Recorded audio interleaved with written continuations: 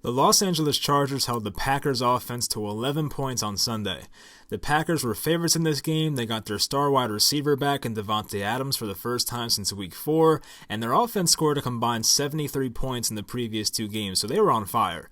And when I see good offenses shut down, I'm often curious as to what went wrong and what exactly happened in the game. So I went back and watched what the Packers did on offense for each drive. Of course, there were penalties, just lack of discipline. The offensive line struggled, and even Aaron Rodgers missed some throws, to be honest. So let's go back and see what exactly went wrong with this Packers offense and what they need to do to fix everything.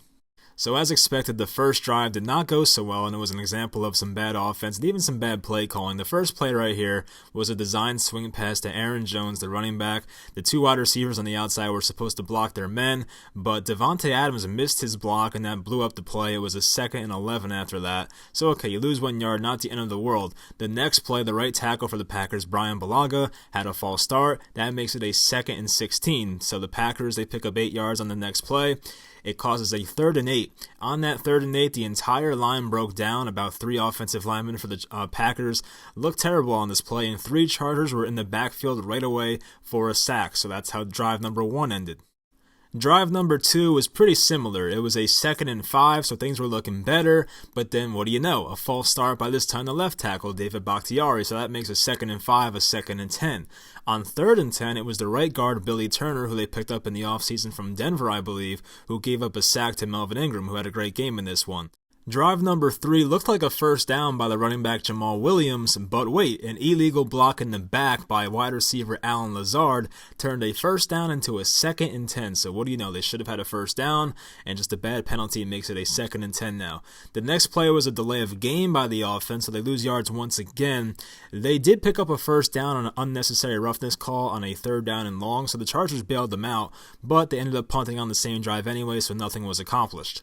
So coming out of halftime, you figured the Packers offense would be a lot better in the 3rd quarter, but again, they made some of the same mistakes once again. So they start off coming out of halftime with a handoff to Aaron Jones, and the play was blown up immediately, and they're already in a 2nd and 13 hole.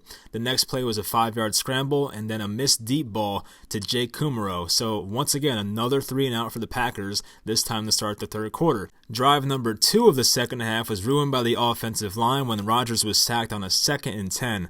Both tackles were to blame on this play as Joey Bosa and Melvin Ingram took down Rodgers. The next play on a 3rd and long was a missed throw down the middle to Davante Adams, and yet again another punt for the Packers offense. The Packers' drive at the end of the 3rd quarter was ruined by the Chargers cornerback Desmond King, who in my opinion is one of the most underrated defenders in the NFL. We always talk about Casey Hayward, who's also a great corner, but Desmond King deserves some love as well.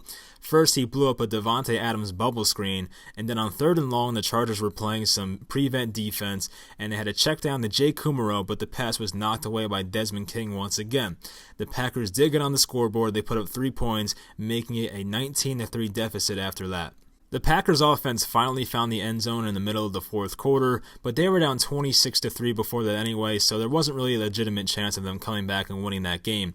So what went wrong with the Packers offense? Well, honestly, it was a lot of things. So penalties, whether it was holding, delay of game, block in the back, completely stalled the drive like 3 or 4 separate occasions. The offensive line was an issue. You talk about the tackles, Bulaga, Bakhtiari, and then the right guard, Billy Turner. You can even blame Matt LaFleur because some of his play calls in certain situations did not fool the Chargers at all. There were a few screenplays that were blown up as well.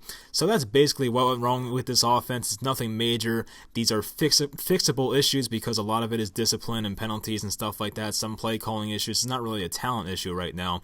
And I think they'll be fine in the future. So the Packers take on Carolina at home next week. Then they have their bye. They have a chance to go 8-2 into their bye week, which would be fantastic.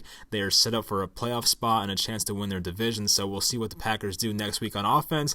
But I definitely think it'll be a lot better than what we saw in Los Angeles on Sunday.